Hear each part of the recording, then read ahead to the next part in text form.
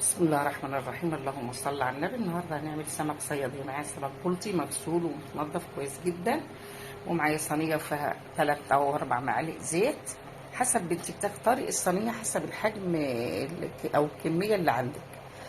هنعمل ايه دلوقتي؟ معايا بصله. البصله همسكها احولها للون البني، وبعدين هنشوف هنعمل ايه مع بعض. معايا البصل بقى لونه بني. هعمل ايه بقى؟ انا عايزه اعمل قوام للشوربه بتاعتي، شوربه السمك. هحط معلقه كبيره من الدقيق، هاخدها تشويحه مع البصل زي ما احنا شايفين كده، تشويحه. وبعدين هحط الميه بتاعتي، سواء ميه سخنه سواء ميه عاديه، المهم تبقي مجهزه جنبك الميه. شايفين انا خدت دقيق تشويحه بالمنظر ده عشان ياخد اللون الجميل الذهبي مع البصل. ما شاء الله، شايفين الجمال والريحه والطعم. هعمل ايه بقى دلوقتي؟ هحط الميه تكفي للسمك اللي عندي. طبعا هقلب على طول عشان ايه؟ الدقيق بتاعي ما يتلسعش، وهزود على حسب ما يغطي عندي السمك بتاعي، وهسيبه يغلي ونشوف هنعمل مع بعض ايه على ما اجيب التوابل. شايفين ما شاء الله الصوص بتاعي بقى له قوام.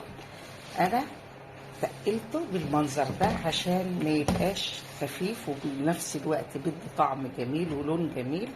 هتبل بايه؟ معايا ملح سنه ربع او طرف معلقه فلفل، معايا بهارات سمك، معايا كمون، بس كده. بس كده. احط ده. طبعا الملح هنا حسب كميتك وحسب المذاق اللي انت عايزاه. هقلب التوابل وخلاص كده. طالما ده غلى احط السمكات بتاعتي. بسم الله الرحمن الرحيم.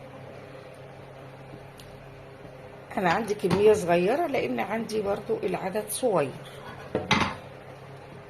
طبعا كل واحد بيعمل اللي هو عايزه. انا هديت النار وعشان ده ما يكلكعش مني ولا يشيط، لان فيه دقيق.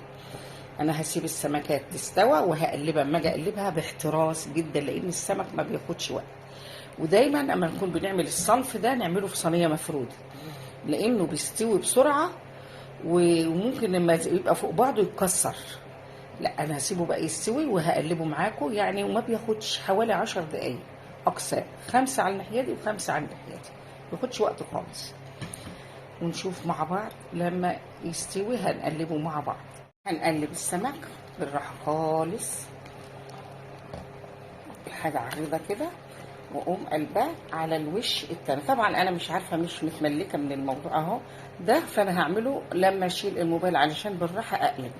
هنقلبه ونسيبه يكمل سوا وبعدين هنقدمه مع بعض. ما شاء الله على الريحه والطعم. جربوا الطريقه دي، جميله جدا.